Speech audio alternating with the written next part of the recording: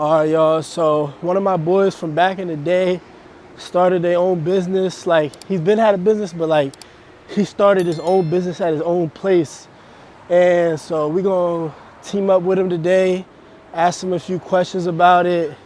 He literally just opened it like 2 days ago. So yeah, this is the place right here. G-Town Stylist.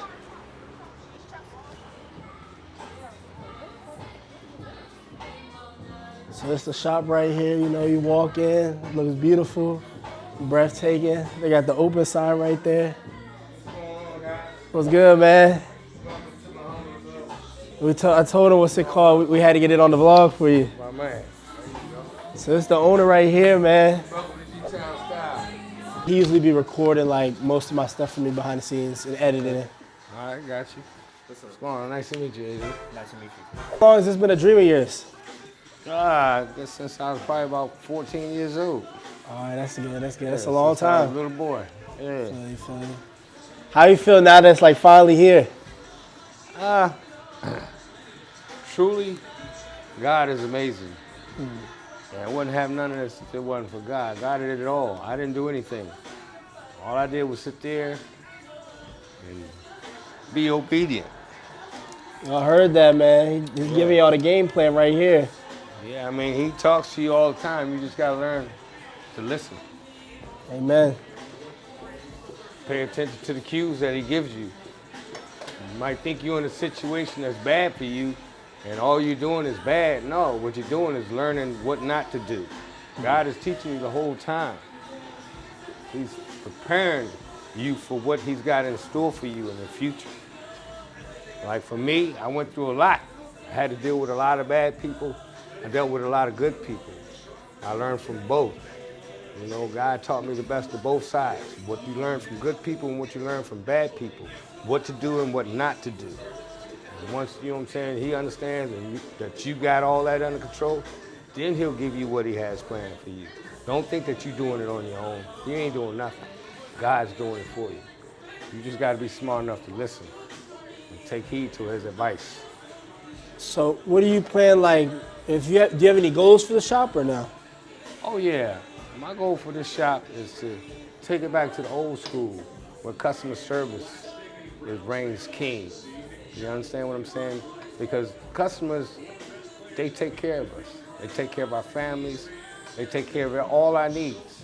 And for us not to treat them with all the respect and kindness that we can, we'd be fools. You'd be a fool not to do that. Customer service is best. Customers are always right. Even if when you think they're wrong, they're right. Because you know what? Without them, you don't eat. And it's that simple. Jeez, man. This man's ready to go right now. I can tell he's fired up. He's really giving y'all the game. We got to make this video cost some money or something. Yeah, but I mean, so when you got all your ducks in a row and you think that everything is going right, you think you did it, nah, you didn't do it. You didn't do it. You just happen to be there to reap the benefits of the blessing that God had in store for you. As long as you're not hard-headed, listen. Listen, that's all I got to say, listen. So I was telling him before we came in that me and you go way back.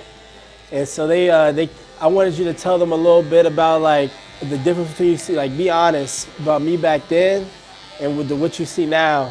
And let them know about your honest opinion. Honestly, when I first met Lil Brandon, that's what he was back then. He was Lil Brandon, a little chubby kid. Had a real good personality, real positive. And when I met him, there was something about him that I liked. You know, he was real determined, and I liked the way he helped his mom out, because he, like, I don't know if you know, but he was raised with a single mom as far as when I met him. And he asked me, he said, Mr. Julian, can I have a job sweeping the barber shop floor? It wasn't my barber shop, but I like the kids' enthusiasm. I said, sure, you can sweep for me, I'll pay you. You know, and I can remember the days when your mom called me, where's my son? He's not home yet. I was like, well, man, we're still cutting hair. I'm gonna bring him home as soon as we're done. You know, that dedication, I admire in you, son. You know you had to go home, but you wanted to make that money because you showed me what you did with that money. That first summer, you know what you did? You bought all your school clothes. Your mom didn't have to buy no school clothes. Remember that? Yeah, I'm not gonna lie, I almost forgot. Yeah, you remember that? And you was just a little kid then. I really admired that about you. And I watched you come along. Then when I heard you was going to private school and playing football, I was like, my man, you know? Yeah, I remember Yeah, that. so I watched you grow and mature into the young man that you are, and I really appreciate who you've become. Thank you. Yeah, I like that. And I wish you could go ahead and take that to some of these other young brothers and show them, you know, what needs to be, how they need to, you know what I'm saying, interact with people and respect their adults and older prominent figures in their life. 'Cause a lot of kids nowadays don't have that. They don't do that. They're not taught that.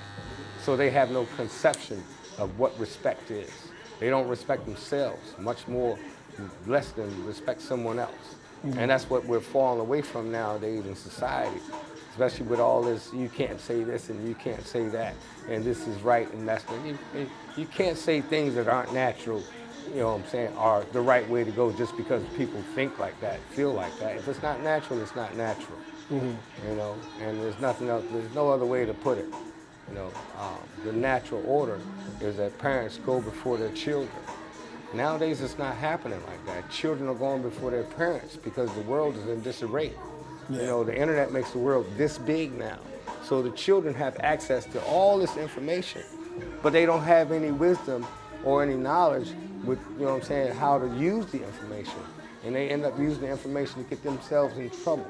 And they end up using the information to do wrong things because they're not taught from this age, knee-high to a duck's butt. That's when you need to start teaching them, not when they get 14 or 15. By then, it's too late. Yeah. They don't have any idea of what morals and scruples are. You had them as a little kid. Your mother gave them to you. Yes. And I respect that. Amen. I give them to my kids. This is my son right here, King. This is my 9-year-old. It's a quarterback right now, y'all. Y'all gotta watch. Yeah, yeah. Matter of fact, King, what are you planning on doing when you get in high school? Look at football Hey, Patrick. and graduate high school and maybe see if I could go in the club. See, he's young. He got all his goals already in line. See that? You can tell that's his dad and God right there. What's up, man? This is my business partner, Patrick Freeman, right here.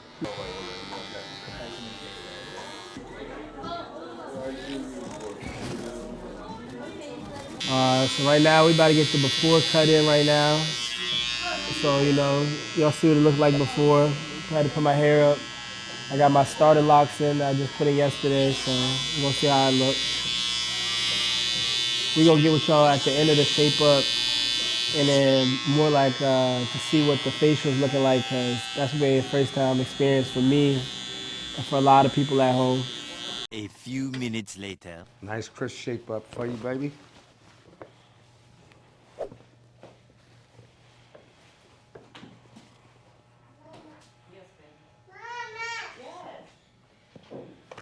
Let me looking sweet.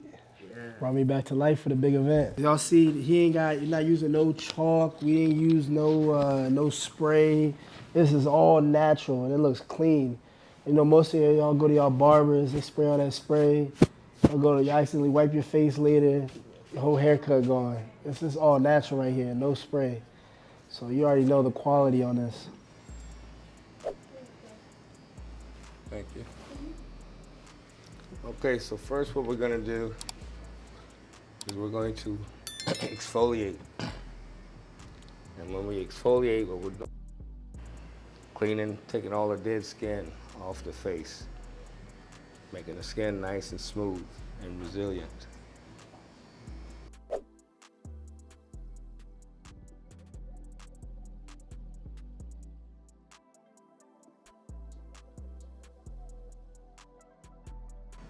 There's nothing like a good exfoliation. How'd you learn this? Actually, I went to school for it. Oh, I went to cosmetology school as a youth when I got out the Army. I wanted to get back into cutting hair. And ironically, the only school I could get into that was near me was a cosmetology school. So I learned the whole shebang. That's something different. Oh yeah, it will feed you, knowing these skills. So you've been knowing this? Oh yeah, you can feel the little stones inside the cream on your face. Yeah. Yeah, that's exfoliating, scratching the old dead skin off. All that skin has been keeping you warm over the winter is coming off now. Some people like to try to do this with gloves, but it's not the same experience. And you can't tell the amount of pressure that you're putting on your client's face.